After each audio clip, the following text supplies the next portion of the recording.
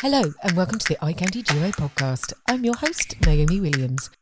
This podcast is brought to you by iCandy World, makers of beautifully British pushchairs for parents across the globe.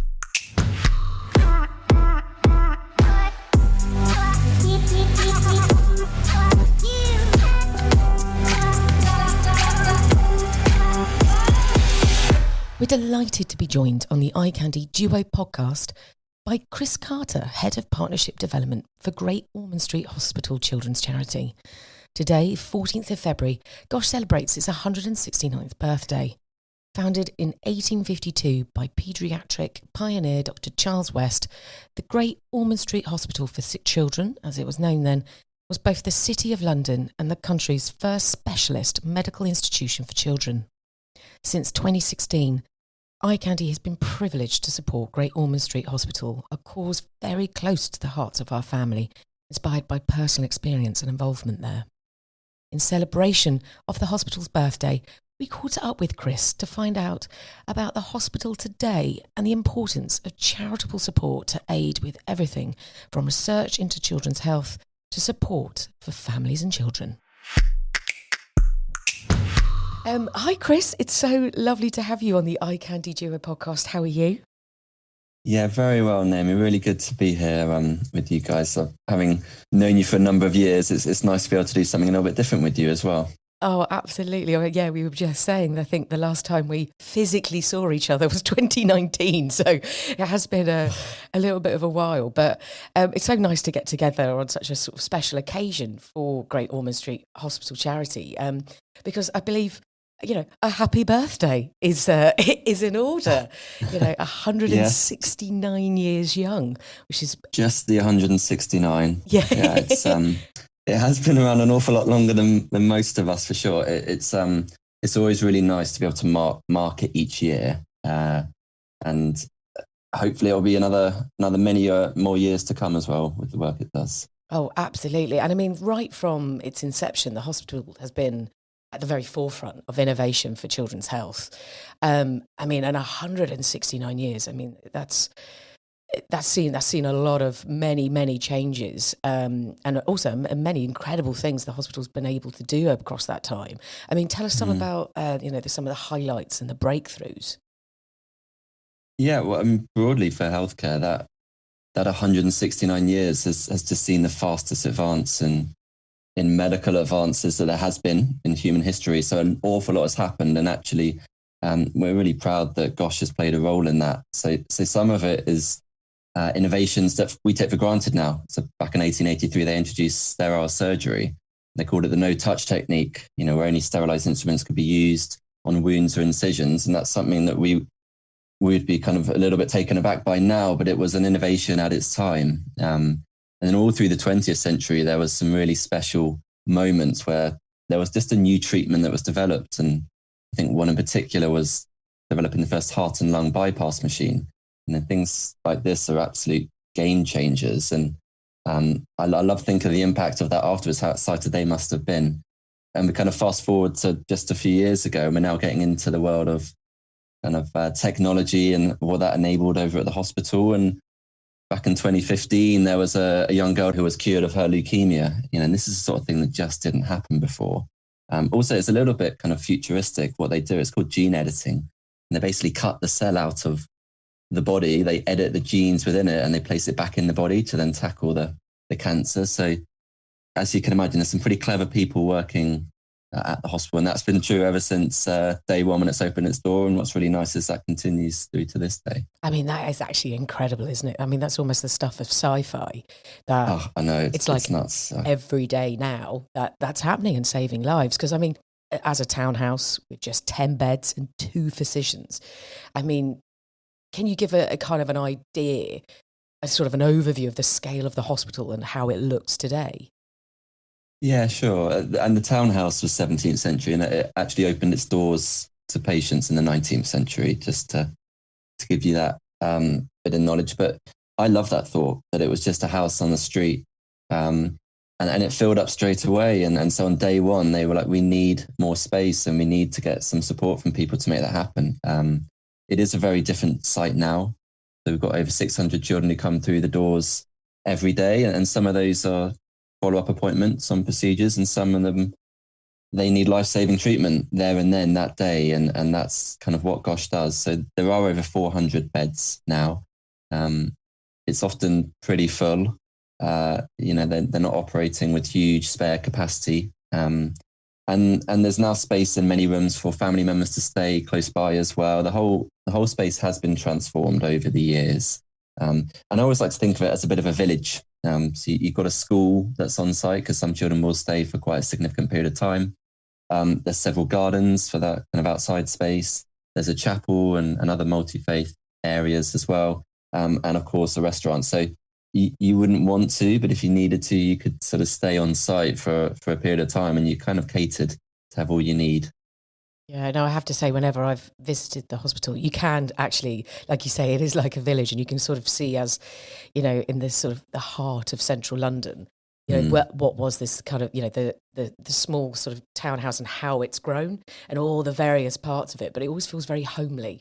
And for a hospital, that's quite something to say about a space like that. Normally you feel like, a hospital is going to be very clinical. It is by its very nature of what it is. But I think for a children's hospital, like you say, it's very accommodating for families, and you get to see that all the time, and kids kind of enjoying toys and various different areas. It's quite a remarkable place when you walk in there. Like you say, it's a little village. You just see all these little pockets.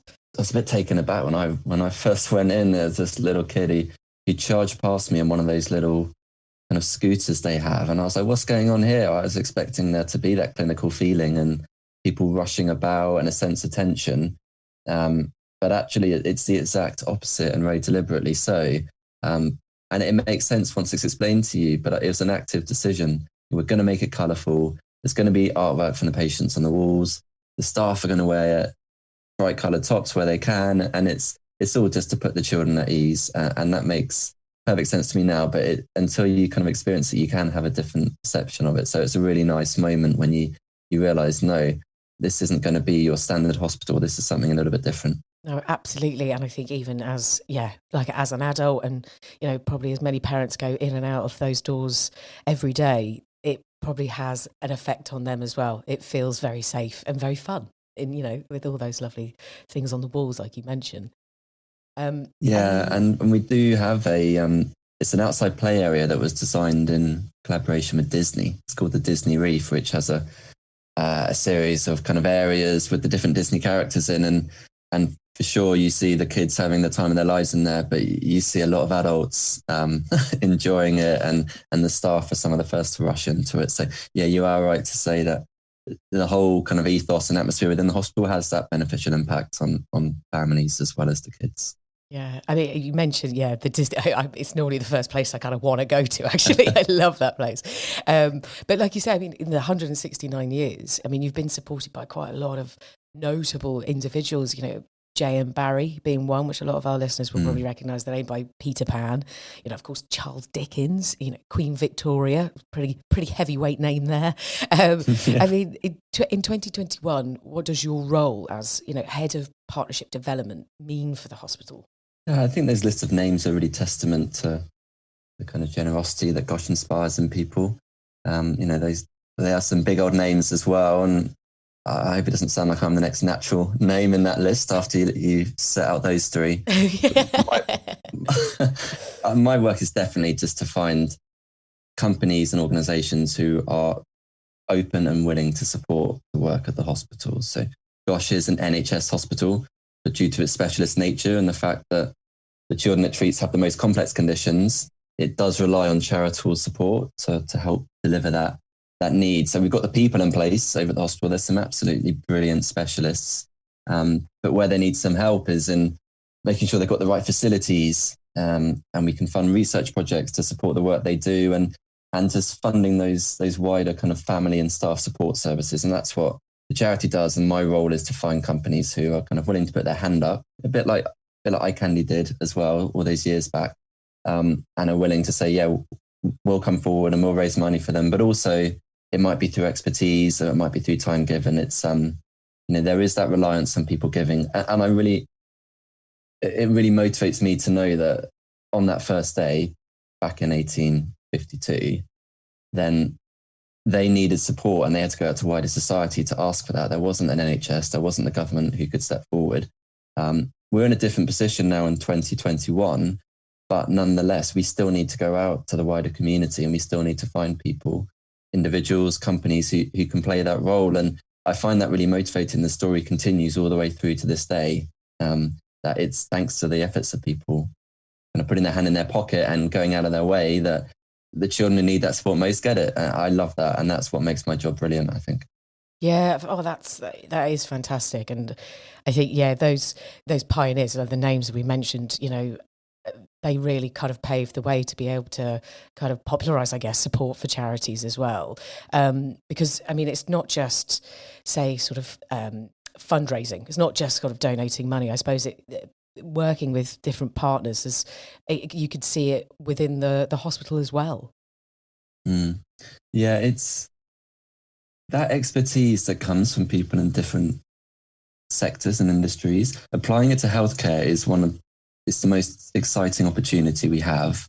There's incredible stuff that happens all the time, and there's the brains in the hospital who can almost see what needs to be done, but they don't have the means to be able to deliver it. I remember working with the iCandy team on a modified pushchair for children who'd been going through some surgeries and operations that meant they need to carry around with them oxygen canisters or other equipment. And people are great at the hospital. After they leave, sometimes after they've finished their treatment, the families often donate the pushchairs that they have back to the hospital, but they're often at the end of their days or a little bit more kind of threadbare, whereas iCandy gave us some top of the range pushchairs that had been modified to accommodate things like carrying an oxygen canister, altering the straps so they weren't pressing down on a child who'd had heart surgery. That type of thing just wouldn't be possible if we weren't in partnership with you. And that applies then across to other companies as well. So there's so much to be excited about, and these things aren't easy to pull off either. There's a lot that it takes to get something like that from an idea into something happening on the ground to benefit patients. But when it comes off, you know it's going to benefit patients. And it's those little touches as well, which I think make all the difference when you're having to go through a serious illness as a child. Like anything that can be done to make that experience better pays itself back time and time again. Yeah. Oh my goodness. Absolutely. And I have to say, yeah, just mentioning about the modified iCandy on the wards. That was one project I think that will stay with me for for the rest of my life, in all honesty, because I think it's like you say, it's being able to use something just our expertise. We do a lot of various different fundraisers, but to be able to actually see and have conversations with the amazing nurses and people directly on the wards and know how they use it as well. I remember having a conversation with one of the matrons, and she said, "Oh, actually, some of the smaller babies, some of the smaller patients that the Bear Ward in particular would see." They're away from their parents maybe for the first time, and she'd use the pushchair to, rock babies to sleep. I mean, it's almost heartbreaking, but in the same breath, it's just such a simple thing. But you just go, oh my goodness, I can't. This is amazing what we've been able to provide here, because it gets to be used every day outside of, the bigger kind of partnership things that we do. But I do think, those sort of things must be quite, it's extraordinary for me and must be, fantastic for the hospital. I mean, do you remember how long it took us as well? Because it has to go through infection control and input from the nurses and sign off from health and safety, and you want it to be right, so it's worth it. But they're not easy to pull off, and we had many a conversation, didn't we, about what to do next, how can we move it forward? And so you do have to celebrate these moments when you get to the end of the journey, because it did take a while, and I'm glad it did come off in the end. Oh, absolutely. I think from start to finish, it was almost like a 2-year process. Yes, but need to, it needs to go through that. We tested the fabrics, everything was, overseen by, all the right people in the hospital. So, it gives it that extra level of kind of care and duty. It's not just here are some pushchairs. It really went through, the ringer to make sure it's sustainable there as well, and it's safe, and it's going to be the best used by the patients. But I'm glad you reminded me of that. I was like, oh yeah, that did take some time, but definitely 100% so worth it. I mean, outside of that as well, I mean, obviously the charity it dedicates a huge amount of time to research projects. I think I've read that every year around 200 research projects are started. And it's something like at any given time, there's roughly 500 research projects, that are active at the trust. I mean, obviously alongside the fundraising efforts from many of your partners, I mean, with research, and obviously that's a huge volume of projects all going at one time. I mean, what's the kind of impact that can have? And also, I mean, does that directly impact patients that are taking part, or is it kind of more of a long-term objective with that? Yeah, that's interesting. And actually thinking back over the past year and the success of all the research done into COVID vaccines, it has put research on the public agenda, I think, in a really beneficial way. And it's shown how much of a positive influence it can have. Stuff doesn't happen without it, frankly. That said, that feels like that's not the norm as such, to have something happen quite so quickly. And it does take a while to get new treatments and new cures actually over the line. But, to answer your question directly, yes, some research can directly impact patients taking part. As I mentioned before, the children at GOSH often have the most seriously complex and rare conditions. There's not a whole group of children they can look back on and think, okay, what happened with them? What techniques have been used? Sometimes they haven't seen many of these cases before. And so they are able to test out new treatments, and the research is central to that. So some patients will benefit, but for others, the benefit will come further down the line after a while. The challenge here is that they're just the hardest nuts to crack, rare diseases. I remember the chief exec at the hospital was talking about it once, and he was sort of saying, in relation to children's health conditions, he's like, we've kind of done 80% of the work. We know the answers to an awful lot of stuff now, but compared to even 50 years ago, we didn't. It's the final 20% that is, the really tricky stuff that is going to take a while. So, the good news is we have been investing in it for a while, and some of that research is paying off. And it's one of our priorities to make sure that funding doesn't drop off a cliff edge, because, we don't want to lose the progress that's been made. We know the pressure on funding at the moment, particularly thanks to COVID. And therefore, it's really important to us that we can still pump money into research so that, yes, the children of today, but definitely the children of tomorrow, we're going to have a better outcome. Absolutely. And I mean, you just mentioned it actually there, the stress that must have been created by, the outbreak of COVID-19. And I'm sure none of us, back in sort of February, March time would ever have imagined that almost a year on would be kind of in this same sort of situation. And I mean, how has that been at the hospital? I mean, how have they managed to cope and adapt to having something like that hit the wards? Yeah, no one's been untouched by it, have they? And GOSH is in the same camp there as everyone else. The hospital's not on the front line in the way that many adult hospitals are, but it has been impacted and has been part of the wider NHS efforts in tackling the pandemic, and particularly supporting the challenging situation within London, through its staff supporting other areas, and also through the creation of the Nightingale Hospital. But within the walls of the hospital itself, there have been difficult times for sure. And we've really seen that in the impact it's had on families. And that's our current priority at the moment, because, it is difficult at any time when you've got a child who's seriously ill, throw into the mix everything associated with the pandemic, and it just makes it even more stressful. Infection control issues mean that you can't have as many family members around you. You have to restrict the access that parents have to their child, and that's hugely upsetting and stressful. There's the worry about traveling safely to and from hospital.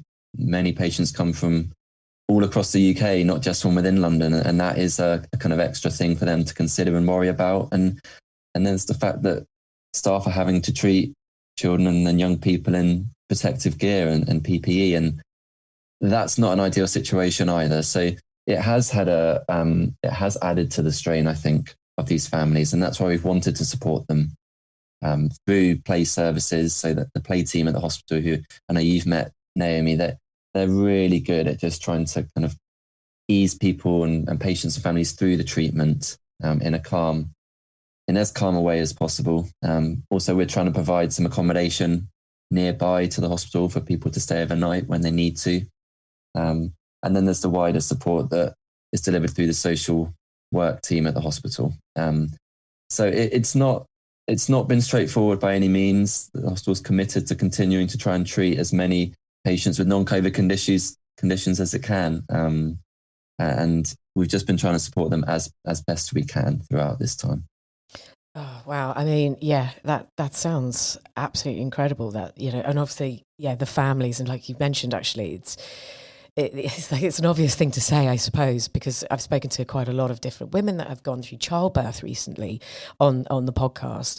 And of course, their partners, it's been a big part of the discussion of, a lot of their partners aren't able to be present at the birth, or, at various different times, during scans and everything like that. And of course, when you think about, like you mentioned earlier, some children, they come into the hospital and, and it's quite quick. Their treatment, they don't necessarily have to stay for long periods of time. But for the children and the families where that isn't the option, of course, they'd be affected by it. So it's incredible to hear the hospitals try to kind of adapt, or I suppose really utilise, again, you said there's accommodation nearby to the hospital. That's pre-existing, but just being able to really offer that as an extra level of support for families during this incredible year.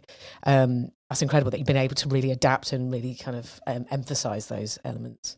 I mean, how have the staff been during this time? They've been phenomenal. We always think that, and then there's times when you just hear a little bit more and you think, no, I really need to appreciate what they're doing. And I think the whole country is really acknowledging what the NHS are doing. And we're seeing that, gosh, ourselves firsthand. It's quite a lot to ask everyone in the country to stay at home during this time, but then asking healthcare workers to go in to work and do what they do. So we've just been blown away by them. And it was recognised really early on that supporting the staff was going to be pretty vital, given this quite quickly looked like it wasn't going to be a flash in the pan situation, but was going to go on for a while.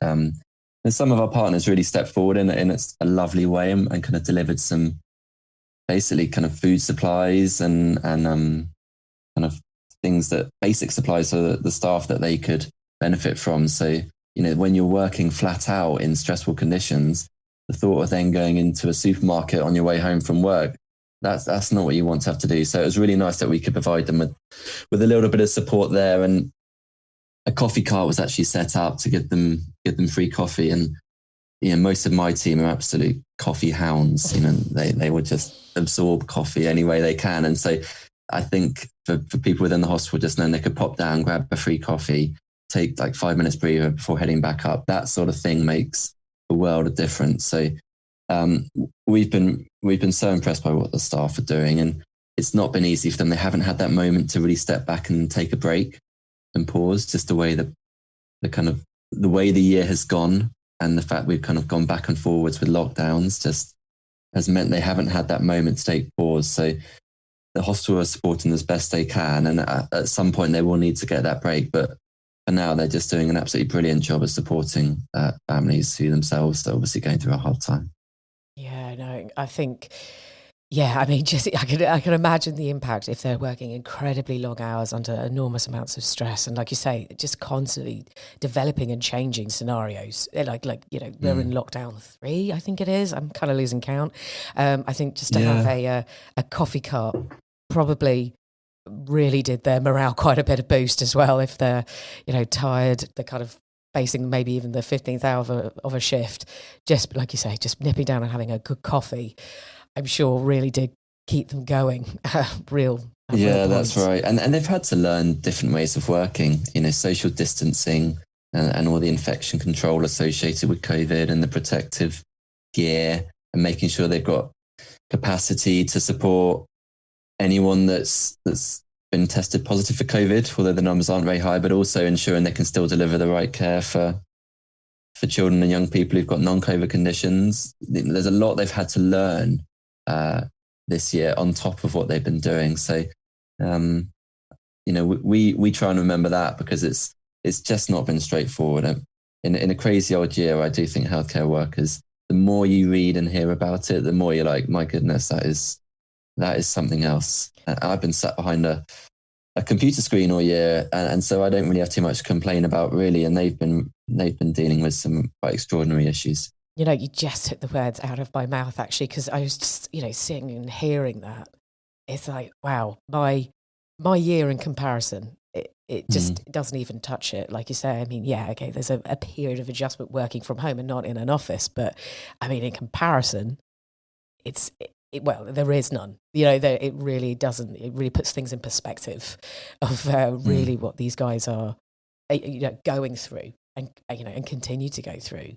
But I mean, on a slightly lighter note, I guess I wonder. Gosh is having I know I've definitely had one of, which is a lockdown birthday. I mean, do you think how are you guys planning to celebrate? And do you think, like we just mentioned, some of your incredible staff, are they going to be able to enjoy maybe even a slice of cake on the ward today? I remember feeling a little stitched up when my birthday in November happened on the lockdown, and it's just roped everyone in now, hasn't it? So yeah, we would not have imagined that Gosh's 169th birthday would be under lockdown kind of this time last year. Yeah, honestly, they're not going to have the chance to celebrate it in a big way. There'll be a little nod to it, I'm sure, because there's the staff there. Some of them have worked at the hostel for years and years and years, and they absolutely love the place. And I'm sure they'll acknowledge it in a little way with their teams. But I think the plan is to hold off until the celebration next year for the 170th birthday, when surely, hopefully, we'll be in a better place and we'll actually be able to kind of get together with bigger and better cakes and actually celebrate in a bit more style. So yeah, it'll be a bit of a low-key birthday, I think, this year. Oh, of course. And like you say, let's double celebrate next year. Make it an absolutely huge celebration for you. And I have to say, talking about celebrations, because I can't believe it. The time is like running away from us, actually. But talking about celebrations, you've just recently become a dad yourself, Chris, which is fantastic news. Was it November you had Chloe? Well, yeah, a little bit later, yeah, just before Christmas in mid-December. Little Chloe, yeah, she's about 7 weeks old now. So I do feel like I've got this massive thing going on in my life separate to everything else. And she was due to come on the 23rd of December and actually ended up coming a little bit earlier. And we've just spent the last 7 weeks trying to get our head around that and looking after her. And we have been able to spend a huge amount of time with her because there's nothing else to do but stay in your houses. So it's been a lovely distraction from all the bad stuff going on to have this little thing in our house to look after. That's fantastic. I know we were actually laughing before the recording of just 7 weeks in. It's like the tiredness is slowly getting there. The smile slowly slipping from the faces, but that's wonderful. Yeah, that's the plus of a lockdown, isn't it? Yeah, I'm grateful on these Zoom calls. You can only see a little square with my face in it rather than see me in person. Yeah, we've been getting used to waking up at strange times of the night, and you get warned about it all, don't you, by people who've been parents or grandparents, and then there's the reality of living it. But there's weekends to make up for it. When you can't go out and see friends, there's always the opportunity for a little nap here and there. And yeah, I mean, if there's anything lovely that this year could say from itself is little Chloe, and like you say, actually having the time of being at home and being able to see those lovely first few weeks of her growing up. Yeah, and my kind of memory of new parents when I was working was they were always legging at home at the end of the day to get back for bath time. And I always used to think, what's so good about bath time? It doesn't sound like it's like the best activity in the world, but I've actually been reflecting that it's because they didn't get to see their child in the day. And then bath time became a moment they could interact and engage with their little one. And actually it is a little bit funner than I thought it was. But yeah, I definitely have appreciated being around a bit more so I can see her at different points and then head out for that walk in the middle of the day with her. So yeah, I'm feeling, hopefully I sound it, but I'm feeling pretty loved up, and she's definitely got me wrapped around her little finger 7 weeks in, which is impressive work by her. Oh, that's fantastic. Oh, well, that's so wonderful to hear. And please do give her a lovely kiss and a cuddle, virtually from us and everybody at iCandy as well. Chris, it's been such a pleasure talking to you. I can't believe how quickly 45 minutes has run away. But please do take care. It's been so lovely to be able to talk to you, and happy birthday to Gosh.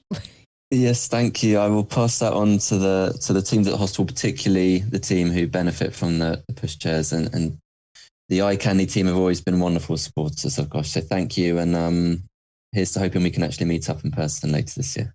Fantastic. Thank you so much, Chris. To find out more information about the topics covered in today's podcast, please go to the iCandy blog page on www.icandyworld.com/ICLife, where you'll find all the relevant links.